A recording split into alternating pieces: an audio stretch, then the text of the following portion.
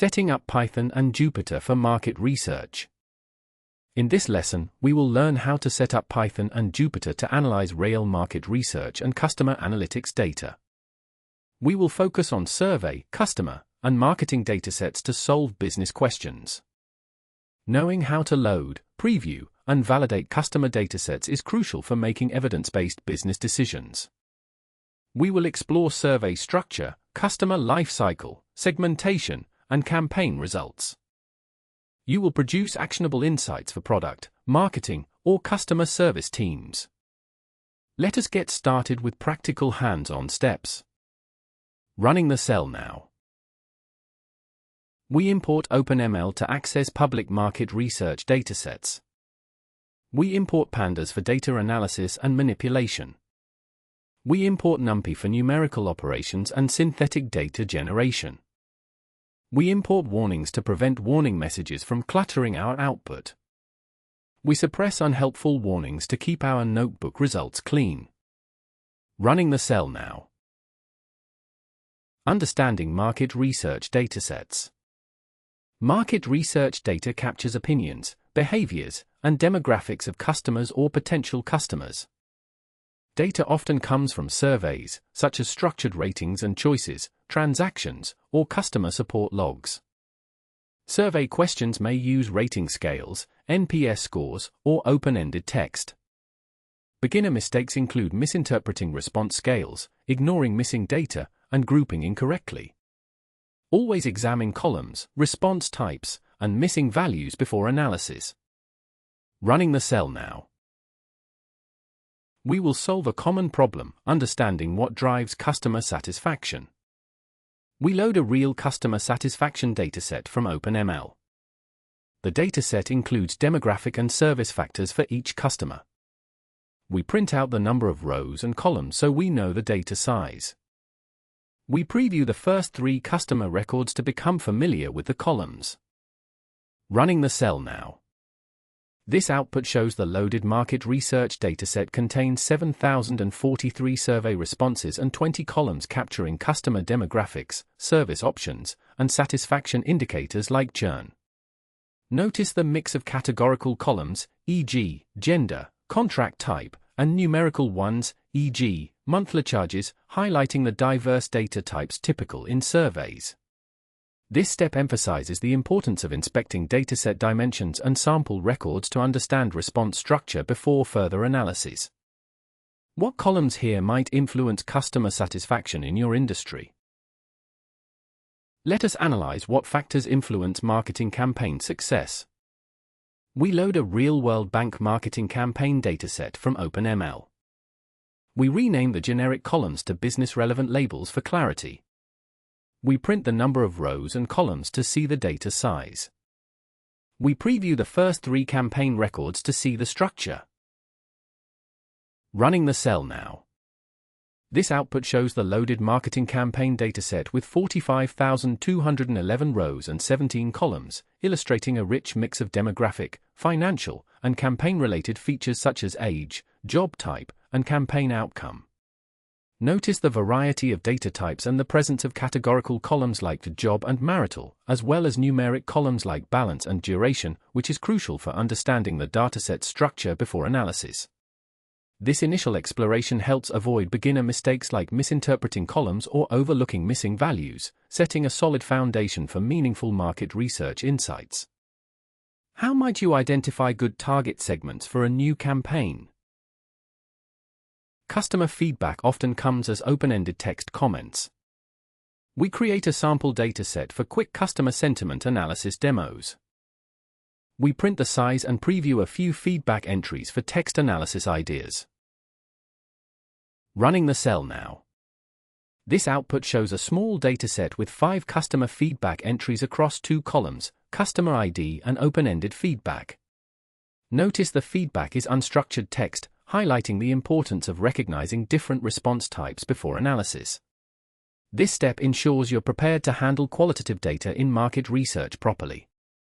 How would you categorize these comments as positive, negative, or neutral?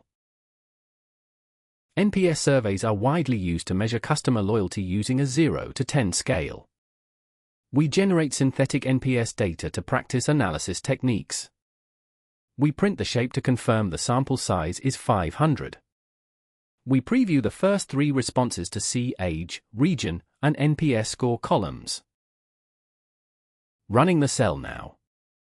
This output confirms the dataset contains 500 survey responses with 4 key columns: customer ID, age, region, and NPS_score.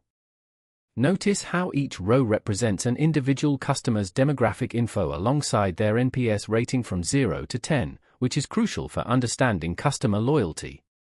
This step highlights the importance of inspecting data shape and structure before deeper analysis. What kind of business actions would you take if NPS scores are very low? Retail data helps companies understand customer buying behavior over time. We load a real online retail dataset provided by UCI.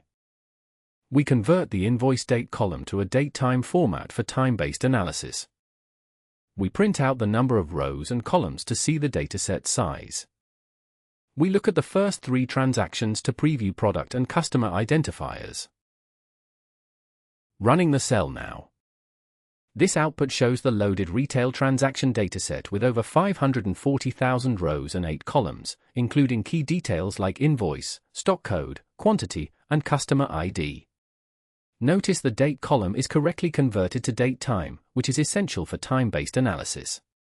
This step validates that we have a rich transactional dataset capturing customer purchases, setting the foundation for exploring buying patterns and customer behavior. What questions about repeat buying or popular items could you answer from this data? It is essential to check for missing data that could skew survey analysis. We count the number of missing values for each column in the customer satisfaction dataset. We print out the count so we can decide whether to clean or impute data later. Running the cell now.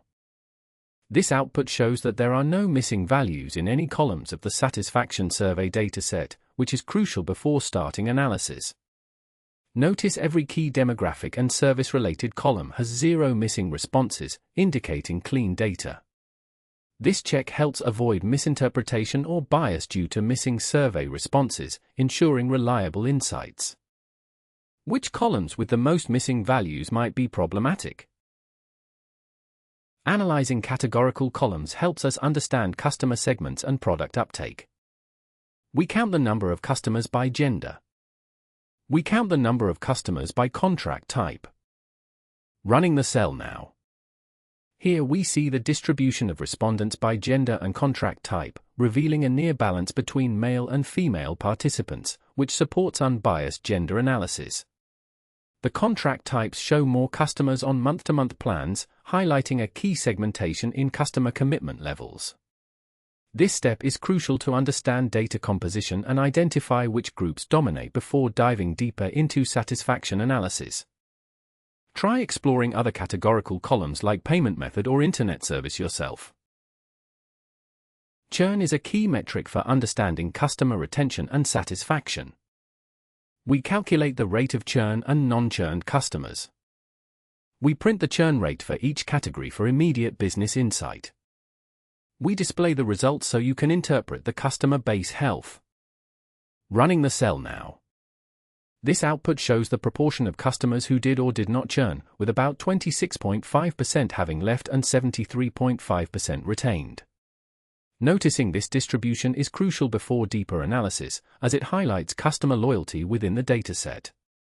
The code's intent is to quantify churn rates, a key metric in understanding customer behavior from satisfaction survey data. If churn is high, what action could the company take to improve retention? Segmenting NPS by region helps businesses focus improvement where it is needed most. We group the NPS survey data by region and calculate the average score for each. We print the regional NPS averages so the business can target specific areas. Running the cell now. This output shows the average Net Promoter Score, NPS, by region, highlighting regional differences in customer sentiment. Notice how the North region has the highest average NPS, indicating more promoters or satisfied customers, while the East has the lowest. This step emphasizes the importance of grouping data correctly and interpreting average scores by categories before deeper analysis. Which region might require a special loyalty campaign? For business decisions, NPS raw numbers are often grouped into categories. We define a function to assign promoter, passive, or detractor based on NPS score. We apply this mapping to each NPS response. We print how many responses are in each NPS category for actionable insights.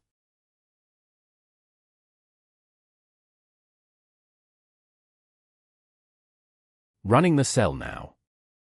This output shows how the NPS scores are grouped into 3 key customer sentiment categories: detractors, passives, and promoters. Notice there are significantly more detractors than promoters, which signals potential dissatisfaction in the surveyed population. This step is crucial for interpreting raw survey scores into meaningful market insights and avoiding misclassification errors later in analysis. Why do you think focus is often on converting detractors to promoters? Text feedback can be mined for common themes or complaint drivers. We combine all customer feedback comments into a single string. We split text into words and count the most common keywords. We print the 5 most common words appearing in feedback comments. Running the cell now. This output shows the top keywords extracted from all customer feedback combined, highlighting the most frequent words like and was. Notice that common stop words appear as top counts, indicating the need to pre-process text further for meaningful insights. This step illustrates why understanding data content and cleaning text is crucial before deeper sentiment or topic analysis in market research. How do these keywords align with the company's strengths or pain points? Handling missing data is a critical market research skill before advanced modeling. We make a copy of the dataset to avoid overwriting the original. For each column, we fill missing values, use the most common value for categories, or the median for numbers. After filling all missing values, we print the total number of missing cells remaining.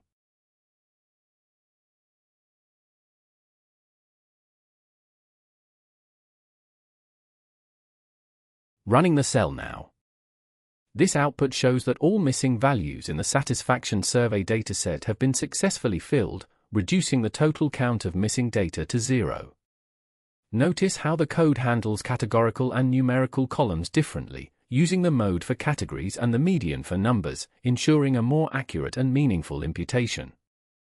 This step is crucial before any analysis to avoid biases or errors caused by incomplete data. Why might median be preferable to mean for numerical survey responses? Crosstabulation lets us compare churn rates across different customer groups. We create a table of churn rates for each contract type. We print the table to spot which contract type has the highest churn rate. Running the cell now. This output shows the churn rates broken down by contract type, revealing that customers with month-to-month contracts have a much higher churn rate, about 43%, compared to those with 1- or 2-year contracts. Notice the clear trend: longer contracts tend to retain customers better. This cross-tabulation helps us interpret categorical data correctly and highlights the importance of comparing groups to understand customer behavior in market research. What would you recommend for customers on contracts with the highest churn? Cohort analysis tracks how customer groups behave over time, like repeat purchases. We extract the sign-up or purchase month from the invoice date. We count how many unique customers made purchases each month. We print the results for the first 6 months to spot growth or churn trends. Running the cell now. Here, the code groups customers by their sign-up month to count unique customers each month, creating a basic cohort analysis. Notice the month-over-month variation in customer counts, which helps identify trends or seasonality in sign-ups. This step is crucial for understanding how customer acquisition changes over time before diving into deeper behavioral or demographic analysis. Where do you see customer growth or retention challenges? Segmentation allows us to target groups who respond to campaigns. We group the campaign data by whether the customer responded or not and count the number of each. We print the result to see the effectiveness of the campaign. Running the cell now.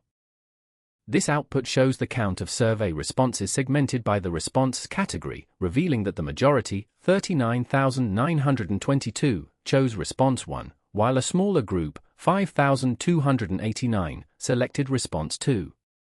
Notice how grouping by response helps us understand the distribution of customer opinions, which is crucial for targeting and tailoring marketing strategies. This step reinforces the lesson's point about examining key columns and counts to properly interpret market research data before deeper analysis. Would you recommend focusing future marketing on responders or non-responders? Combining multiple indicators into a score helps summarize customer satisfaction. We create a new score using weighted values of monthly charges, tenure, and senior citizen status.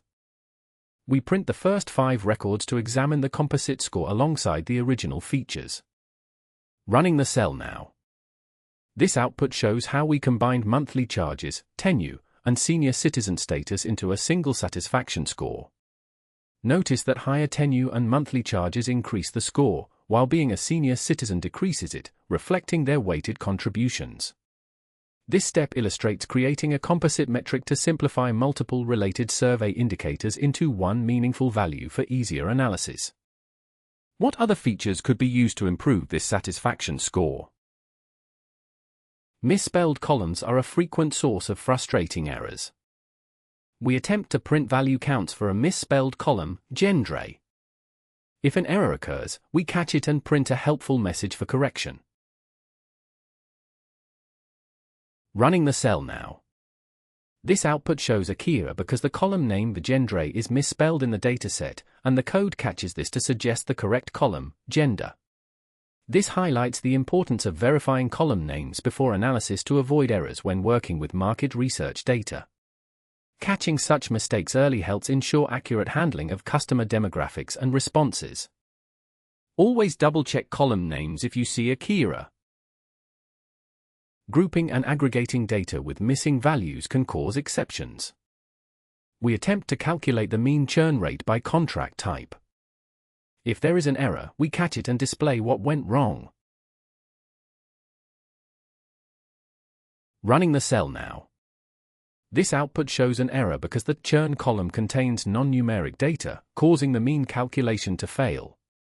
It highlights the importance of checking data types before grouping and aggregating, especially in market research datasets where categorical responses or missing values can lead to such issues.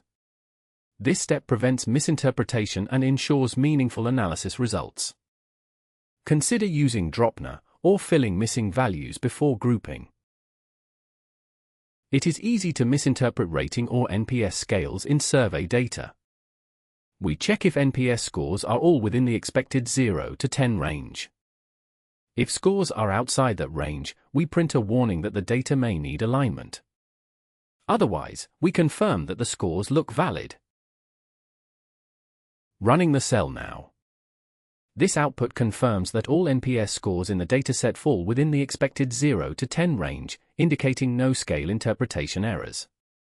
In the context of market research data, this check helps ensure the integrity of rating scales before deeper analysis, preventing common beginner mistakes like mixing up scoring conventions. Always verify scales for Likert and NPS survey data before scoring. Best practices for market research analytics. Segment your data by meaningful groups like age, region, or contract. Use crosstabulation to compare satisfaction, churn, or responses across segments. Construct indices and composite scores when you need a single performance metric. Analyze trend data over time with cohort or time series methods. Carefully check for missing data and misinterpretation before presenting insights. Running the cell now. Segmenting customers by age can reveal how churn risk varies by life stage. We define custom age bins for analysis. We construct an age group column using the senior citizen flag for demo purposes. We group by age group and churn, printing proportions to spot risky cohorts. Running the cell now. This output shows churn rates segmented by age groups, revealing that most churn occurs in the youngest, 18 to 29, and oldest, 60+, groups, while middle age groups have no data. Notice the use of normalized value counts to compare proportions within each age segment, illustrating how segmenting data helps identify specific groups with higher churn probabilities. This aligns with best practices for market research analytics by highlighting meaningful differences across customer age segments. Experiment with different segmentation schemes for your own business context. End-to-end problem, from data to insight. Let us answer, what is driving customer churn in our satisfaction survey? We will group by contract type and calculate average monthly charges for churned versus non-churned customers. We will recommend action based on where churn and charges are both high. This is a typical journey from data to actionable recommendation. Running the cell now. We group by contract type and churn to see how average charges differ between segments. We calculate and print the table of monthly charges for churned and non-churned customers by contract. This helps surface risk areas for pricing or retention action. Running the cell now. This output shows the average monthly charges segmented by contract type and whether the customer churned or not. Notice that for every contract type, churned customers consistently have higher monthly charges, with the largest gap seen in longer contracts, 1 year, 2 year. This insight helps identify that higher charges may be driving churn, especially among longer-term contracts, guiding us toward targeted retention strategies. In practice, how would you use this table to advise product or pricing strategy? Check out related YouTube tutorials for hands-on walkthroughs of survey analysis. For real-world impact, you often need to summarize findings in a business-ready form. We write a simple action recommendation to a text file for sharing with stakeholders. Running the cell now. Now opening the Churn Insight Summary to review the recommendation for business action. How would you organize an insight summary for your own project? Congratulations! You have set up Python for market research analytics. You have learned to load real public datasets, handle missing data, segment audiences, and extract actionable business insights. Try adapting these techniques to your own company or case study. For more hands-on tutorials, search for Python Market Research Jupyter on YouTube. Running the cell now.